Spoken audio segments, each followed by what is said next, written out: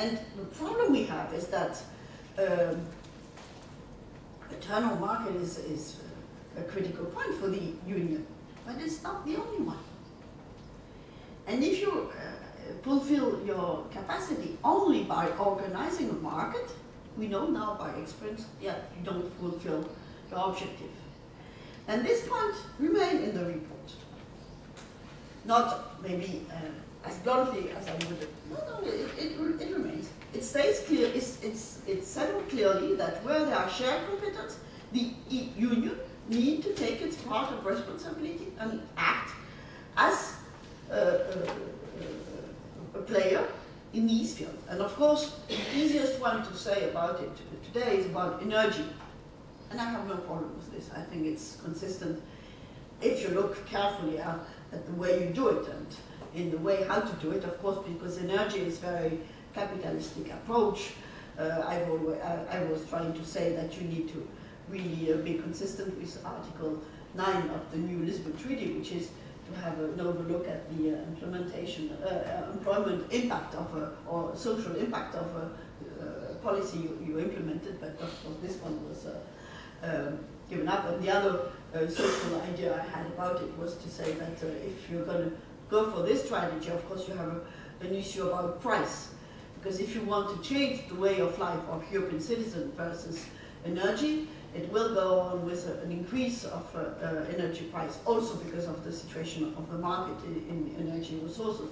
So this is why you should start to think about what I would call an energy shield,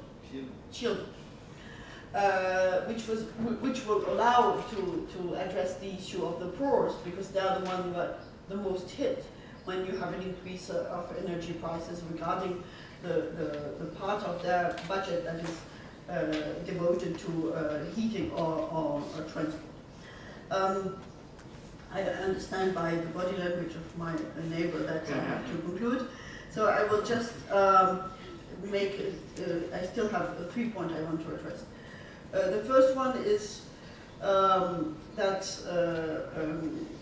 when we are regarding this situation, and if we want to be consistent at the EU level, I think the starting point is to remember what are the already defined guidelines as the result of the multilateral approach that have ended up in these guidelines. And there are two that we should never forget. The first one is the slogan of the EU, which is Union in Diversity. And here now we have a real workshop on how to implement it regarding the Roma situation. The Roma situation, if we don't tackle this issue, taking into account Union in Diversity, we will never find a solution.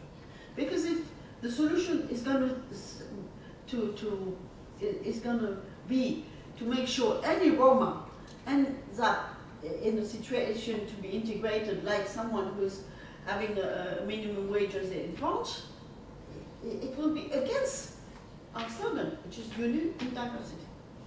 And the second very strong law that we have, and that we should also never forget, and that is of course very relevant to address the issue of combating poverty and social exclusion, is the first article of the Charter of Fundamental Rights, which is each person has the right to dignity. And dignity is not only about job.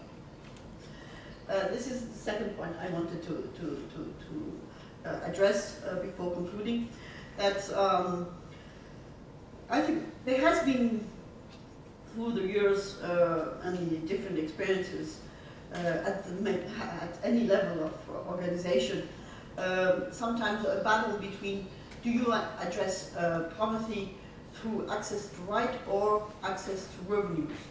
And I think we need to do both. We need to open the discussion on minimum incomes, and in this remit we will have the debate on Tuesday in the Parliament when we will vote on the Figueredo report, which is addressing this issue very specifically.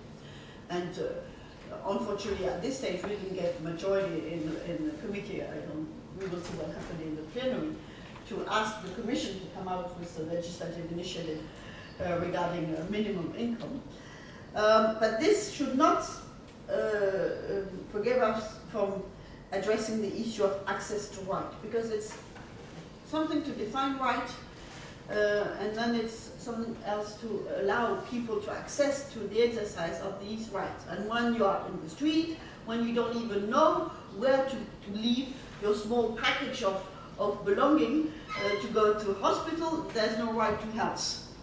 So the question of the access to right is really of the essence. And here, if we are going to organize solidarity among the poorest, we will never do it. And the challenge is to push the door of the others, the ones who are reorganizing the financial market to make sure banks are secure and stable, without never addressing the real issue, which is, what is the purpose to have a healthy banking system? Which is to deliver, to finance the need of the population. I'm sorry to put the threshold of the debate or of the ambition so high, but it is the critical situation we're in.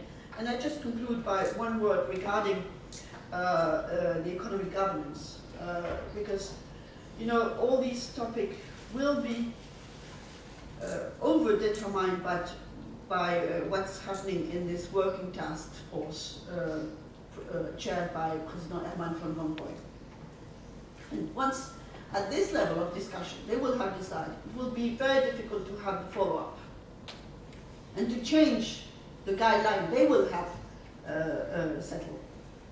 And the mandate they have delivered for their own, because they have been the one writing the mandate, is really a very narrow one. And I'm afraid it will not allow us to address this issue. Because the way it is settled, it's under the pressure. It's been a giving, donnant negotiation. Once Germany would agree to help Greece. And then this is the political condition under which it was settled. So this means the first item to be addressed is the issue of stability, which is a very important issue. But after such a crisis, if you're going to address the issue of stability without any other ambition, you're going to kill any European way of life, any European model. And what you were mentioning about the welfare issue, well, it's been 20 years that people wanted to kill the welfare system. But this time they might do it.